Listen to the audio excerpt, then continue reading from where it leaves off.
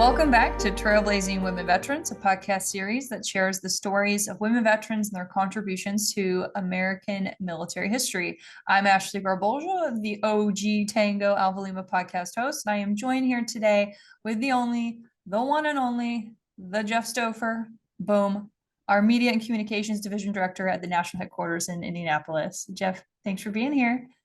Well, it's good to be with you, Ashley, my friend. And we have been working together, been friends for a long time now, haven't we? We certainly Um, have.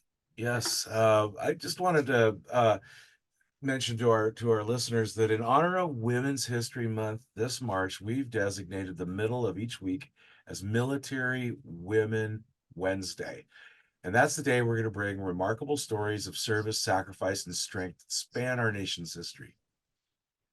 I want to make sure that people subscribe to our podcast and newsletter at legion.org/Tango Alpha Lima so you don't miss a single episode. All right, so let's get started. Today, we are paying tribute to the remarkable Angels of Anzio. These unsung heroes of World War II included 4 courageous nurses who received the Silver Star, the third highest medal for gallantry in combat.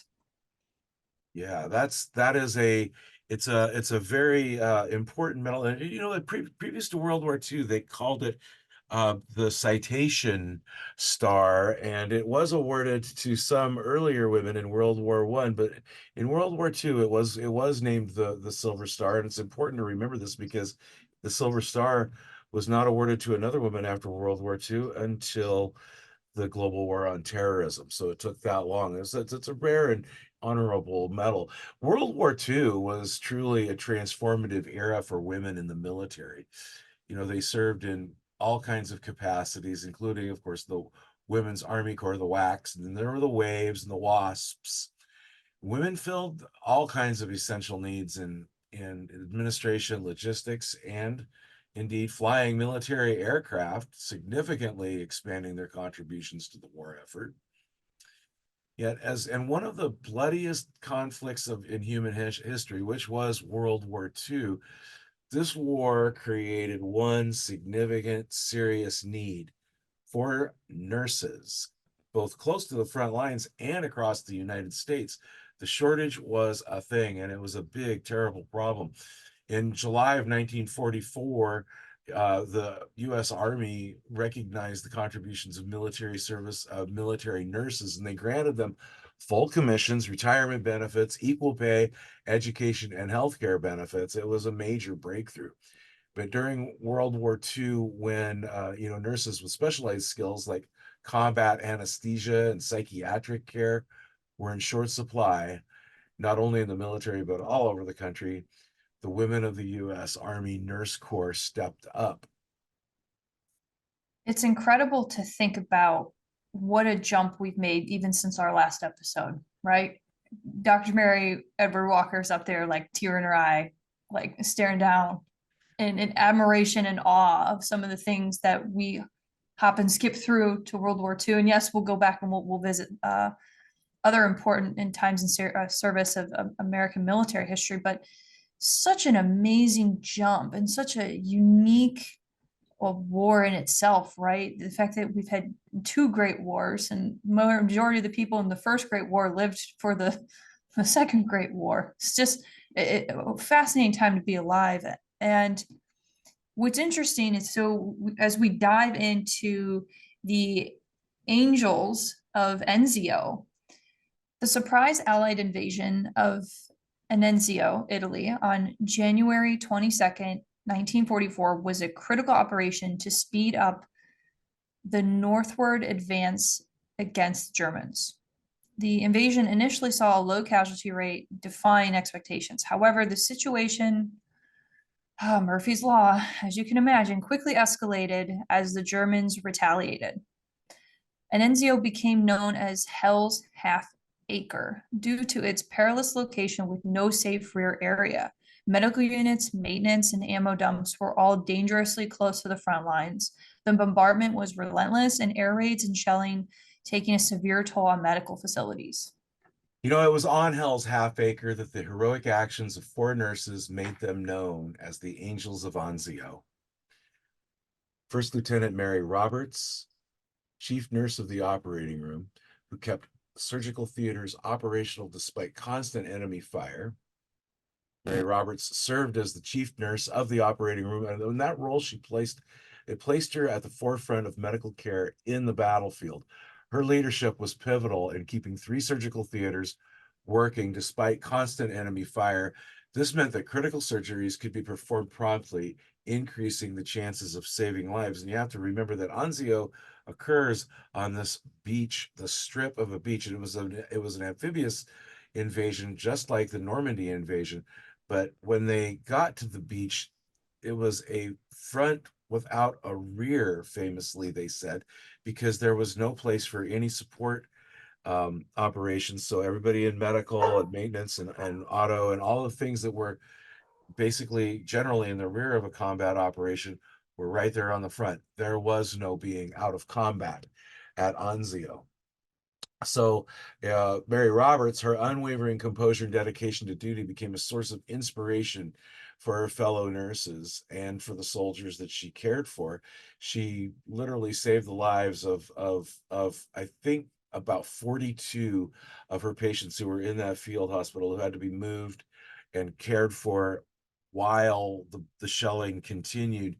And she, throughout her career, she spent 29 months overseas during World War II, and she tended to, get this, 73,000 patients in just those 29 months.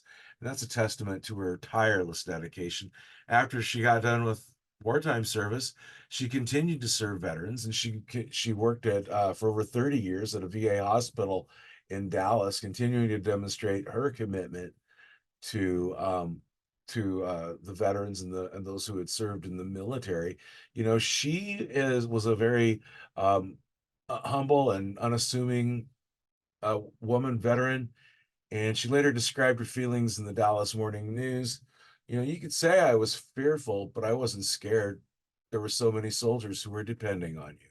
Isn't that the words of a combat nurse? She stayed in the Army Reserve for many years, and she retired as a lieutenant colonel, and she lived to be 87, died in 2001. And her story, she's also, a lot of these women, some of these women were also recently inducted into the U.S. Army Foundation Hall of Fame. Some of the nurses who were known as the Angels of Anzio, who served at a part of the front that had no back. So it is astonishing to think that one person can have such a continuous impact and continue to give in a continued service capacity. I often think about even my presence on Veterans Day. I've had an opportunity to be in Arlington, and when people thank you for your service, sometimes you just don't know how to respond. And to hear some of her quotes, particularly, I wasn't scared, I wasn't fearful, right? Like it's meaningful, and it really resonates with the continuation of service and how that can be a core part of a human being, particularly in Mary Roberts' story. But then also we have Second Lieutenant Elaine Roe and Second Lieutenant Virginia Rourke, post-operative nurses who also were providing care during those challenging conditions and the environment, limited resources, you name it. They ended up working in the tent that lacked electricity, using flashlights to provide care to wounded soldiers during relentless enemy attacks. One of the most heroic acts was the evacuation of 42 patients under fire during a particular intense attack. This selfless action ended up playing a critical or central role in earning them a Silver Star. Their determination to provide care under such difficult circumstances was a shining example of resilience and commitment of military nurses during World War II. So Second Lieutenant Ellen Ainsworth, she also received the Silver Star, but hers was posthumous. Ellen Ainsworth's story is one of ultimate sacrifice and unwavering dedication to her patients. And when she received her Silver Star, the story goes like this. She was serving as part of the 56th Evacuation Hospital and was on duty in a hospital ward during heavy enemy shelling. You know, she was part of the group that had directed the placement of the 42 surgical patients on the ground to reduce the risk of their further injury. But then later on, she is also doing the same thing. The shelling continued. They famously said that the enemy did not identify the fact that there was a red cross on the tops of these tents. They just kept pounding the hospital tents. It was terrible what was going on with the Germans, highly violating all of the rules of engagement, if you will, such as they were at that time. But even after one time in such a shelling situation, shrapnel came in. She took a shrapnel fragment in her chest.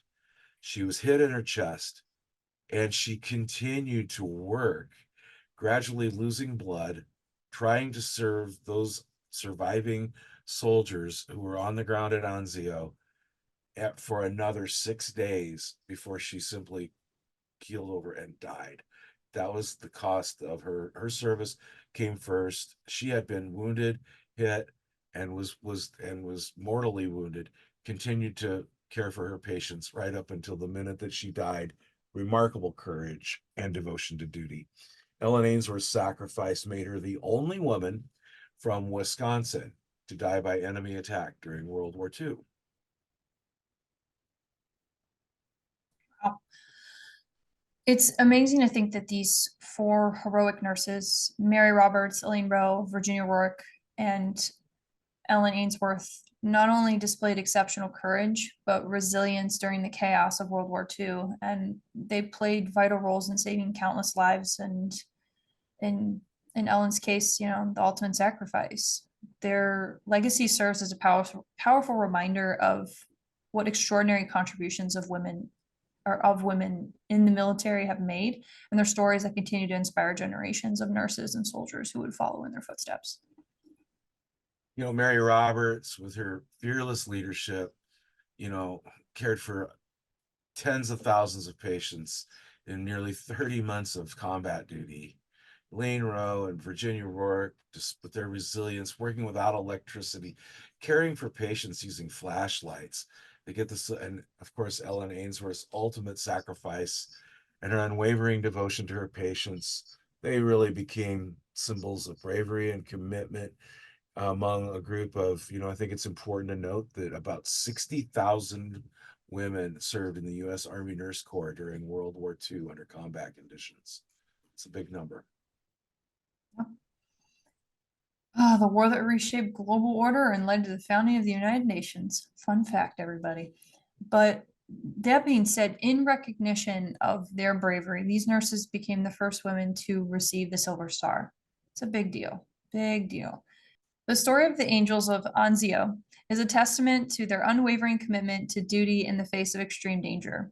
Their legacy serves as a powerful reminder of the extraordinary contributions of women in the military and continues to inspire generations of nurses and soldiers who follow in their footsteps. You know, in the first half of the 20th century, women stepped forward to serve in increasing numbers, and opportunities did expand. You know, you kind of have to go back, dial back the clock a little bit and go to the Spanish-American War. And this is when the transitions sort of began to occur. You know, everything turns kind of slowly on this front, you know, in the United States, maybe even more so than in other countries. But at the turn of the century, women continued to serve as nurses and volunteers in the Spanish-American War. And they did what they were doing in the Civil and the Mexican Wars and all these other conflicts, and they were providing essential medical support to the troops. Plus, they were also in espionage, and they also did certainly a lot of support services that were vital to the war effort. But the Spanish-American War, you know, marked the beginning of a shift toward a more organized nursing corps, and further highlighted women's dedication to service. Absolutely. And for those who aren't up to speed, the Spanish American War was a very short lived conflict, resulting in the United States gaining territories such as Puerto Rico, Guam, and the Philippines. Uh, believe it or not, the explosion of the USS Maine in Havana Harbor sparked the war.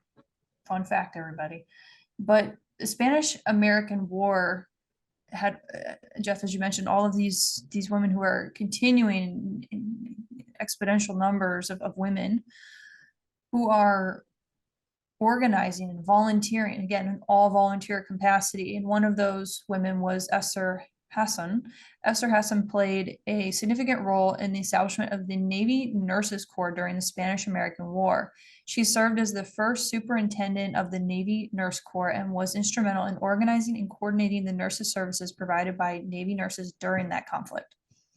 Right. The Army had actually done some of this prior to that, and we're gradually coming up to a better organizational, identity. But the Navy Nurse Corps was established during that Spanish American War, which was also famously the war of Theodore Roosevelt, the future president, and the Rough Riders. Mhm. Anita Newcomb McGee, although her service was primarily during the Spanish-American War, Dr. Anita Newcomb McGee is notable for her contributions to military medicine. She was involved in the organization and training of nurses for the war, and she later played a key role in establishing the Army Nurse Corps as we know it today. That's right. And then you have Jane Delano. While her service was more prominent during World War I, Jane Delano was active in nursing and humanitarian work during the late 19th century. She served as a superintendent of the Army Nurses Corps and played a significant role in developing the nurses service for the military. When we go on to World War I, you find that again this evolution kind of inches along, and of course the World War I is the war that begot the American Legion, and I've got a little piece on that in a second. But during World War I, women served as nurses, clerks, and telephone operators. Telephone operators was famously depicted in a fairly recent uh, documentary film. Their contributions were critical to maintaining communication and medical support for the troops. The establishment of the Army Nurse Corps and the Navy Nurse Corps, their roles were formalized, and it paved the way for future generations. And we talked about those telephone operators, the Hello Girls. That was a group of bilingual telephone operators who served in France during World War I. How important would it be to be bilingual, to be able to operate a telephone station, a telephone switch station in the middle of World War I, when communications was very, very new field in warfare. They played a vital role in communications, translating and connecting calls between the French and the American forces. Remember, we're in Europe and we have a bunch of English-speaking American soldiers. It was a complication. Their work was instrumental in ensuring effective communication on the battlefield. So it wasn't just trying to connect, a soldier with his grandma on Christmas Day. They were relaying messages that were vital to the war effort, and they really served a valuable purpose during World War I. Absolutely. More recently, there was a showing of the Hello Girls documentary at the Military Women's Memorial that I had an opportunity to watch. And it was fascinating. And it ended up sharing in piece by piece of all of these different women of stories they had, whether they wrote memoirs or there was one that was a little bit of a cute romance story to it. There were some of these women who otherwise were just kind of very in fate and serendipitous ways found themselves into the Signal Corps. Not only were they like cutting the calls in half, but there's some history behind like AT&T, for example. I don't know, Jeff, how much you know about that, but I recall that Pershing accredited the Hello Girls for really cutting the war in half. I mean, these calls were coming in on where people were positioned for between artillery fire to intel, and it was a game changer. It was a game changer. These women showed up and they made it happen, and they were able to improve the call status immediately. And it's just another testament to the brave work. I mean, these were women who all left the US and just got on a ship across the Atlantic and just found themselves in this bunk that got artillery raid of its own. Like it's a really great story. So I highly encourage people to go check that one out. So there's a documentary. I'm a big nerd. Jeff, we talk history a lot. Yeah, So we'll never know how many lives they saved. I mean, it was by cutting that war in half, it saved hundreds of thousands, if not millions of people's lives. absolutely. And there were a lot of firsts. There are a lot of we'll just say first. We'll do first, right? Opha May Johnson, for all my Marine Corps folks out there, a historical significant first woman to enlist in the U.S. Marine Corps in 1918. Her service marked a pioneering moment for women in the military as she joined the Marines during a critical period of war. I've seen some of those old recruiting posters, like, with women on them, whether it was like buy war bonds to, whatever. Um, those are fun. I would love to have a I, wall of art of that. I would think it would take a pioneering and brave woman to join the Marine Corps in 1918. Helen Purviance is known for her service as a volunteer with the Salvation Army during World War One. We forget what an important role they played. She and other Salvation Army quote unquote donut lassies, they provided comfort and nourishment, coffee and donuts. And you think, oh, well, that sounds like a nice treat. That kept a lot of people alive. If we go back to World War One, they didn't. Most of the people, I think, of the 117,000, 118,000 Americans who died during World War One, I think it was something like 53,000 died from malnourishment and Mhm. and disease and problems from not getting food and not getting the necessities to survive when they were in trench warfare. That, of course, the donut lassies of the Salvation Army were vital to improving morale. I mean, it was a very, very terrible war, and they played a huge role. Absolutely. There's a woman who comes to mind. Her name's Edith Wharton.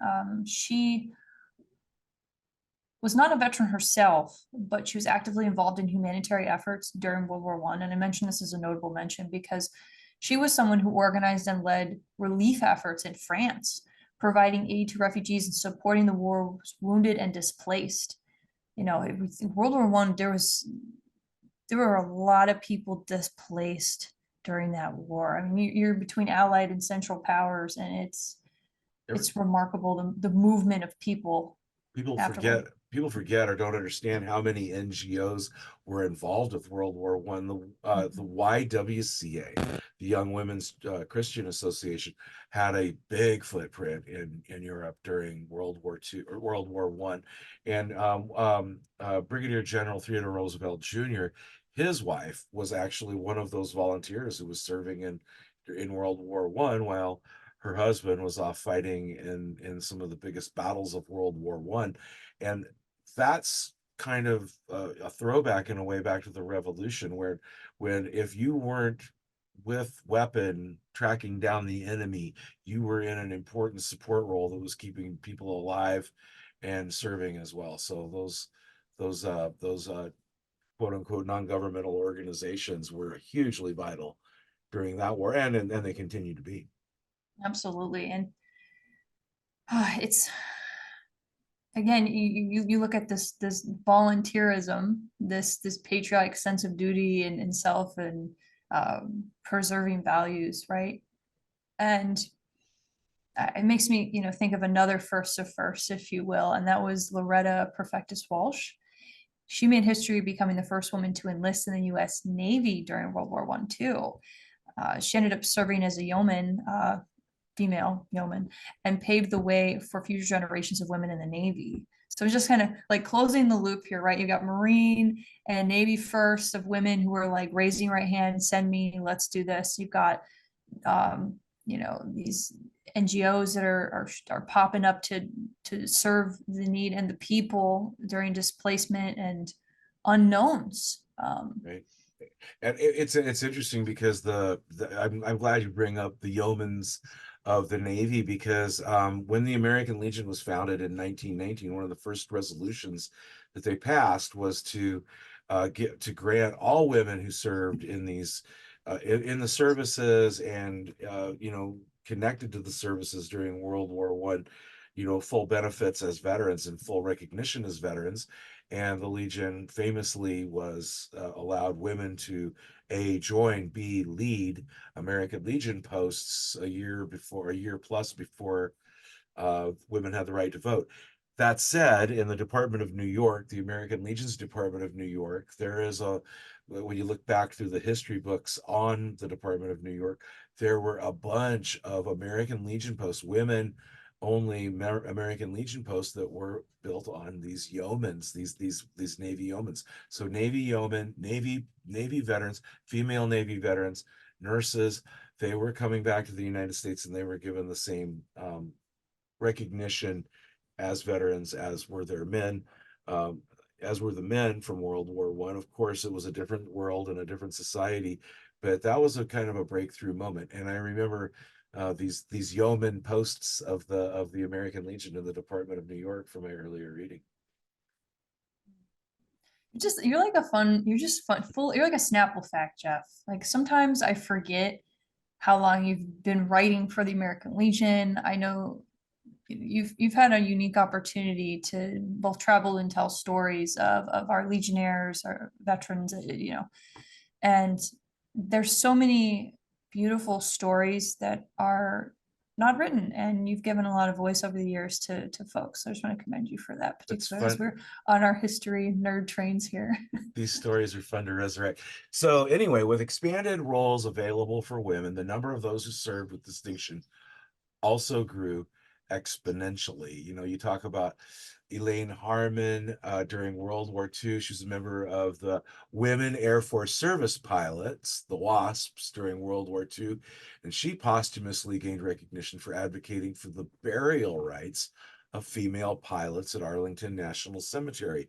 Remember, all of these opportunities for women had to come through action because at that time, women just simply were not allowed all of the same recognition, even if it's the burial rights or pension benefits, or just to be able to join the American Legion. These were decisions that were made that these women pioneered at that time.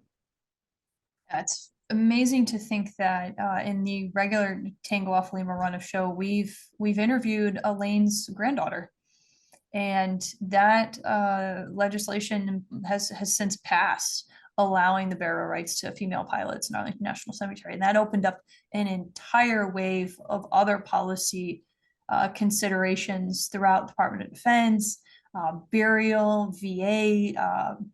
So it's amazing to think that some of these stories, even as we look at World War II, right?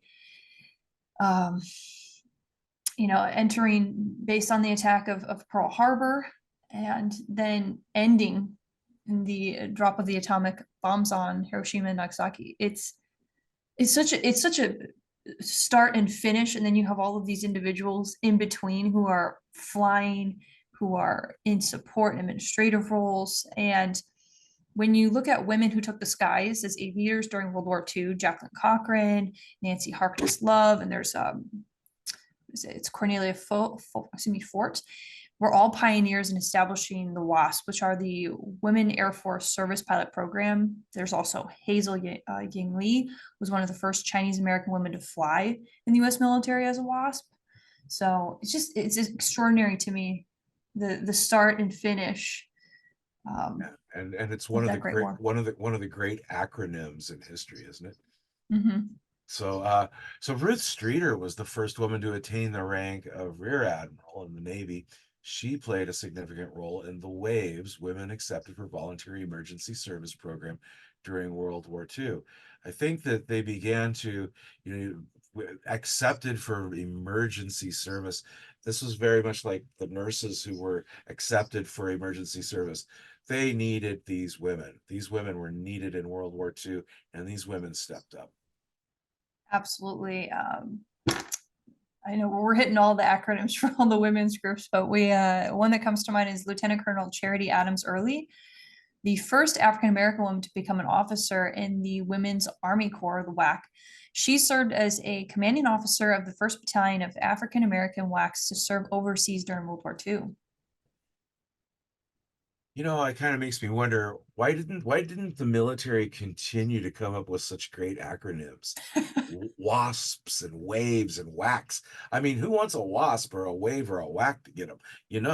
That's a little bit more intimidating than some of these acronyms that are so incomprehensible that you see today in the military.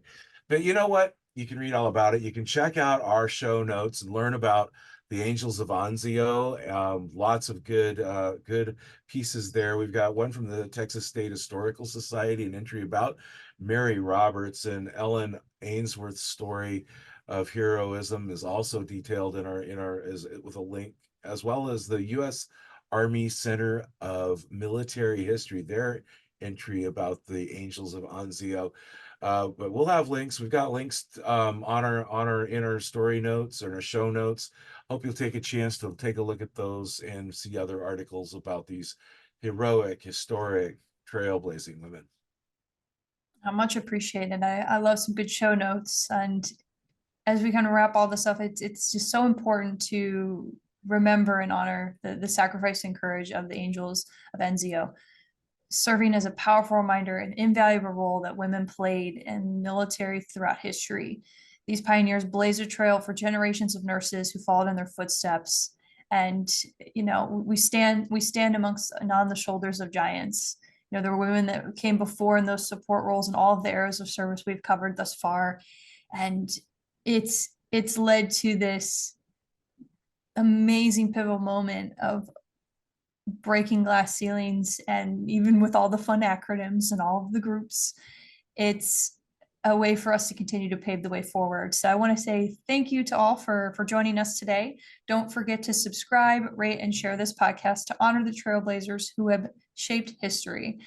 And if you have a story to share, post it on your favorite social media platform, tag the American Legion, and use the hashtag Military Women Wednesday. We'll see you next week with more stories of outstanding women as we continue to celebrate Women's History Month.